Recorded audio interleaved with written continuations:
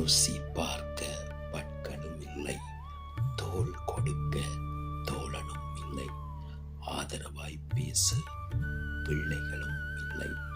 முதியோர்களுக்கு கிடைத்தது முதியோர் இல்லம் எனும் திறந்த வேலி சிறைவாசம். ஆயுள் முடியும் காலத்தில் ஆயுள் முடியும் வரை இங்கு உள்ளவருக்கு விடுதலை இல்லை. பிள்ளைகளின் குடை நிழல் கொடுக்க மறுக்க திறந்த இடத்தில் நிழலை தேடுகிறார்கள். தவளமும் வயதில் நடைபயில கைகள் தேடினார். 10 வயதில் விளையாட நண்பர்களை தேடினார்.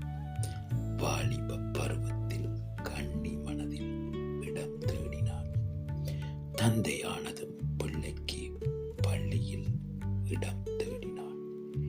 வேலைக்கு ஓய்வு முன்பு தன் மகளுக்கு மாப்பிள்ளை தேடினார்.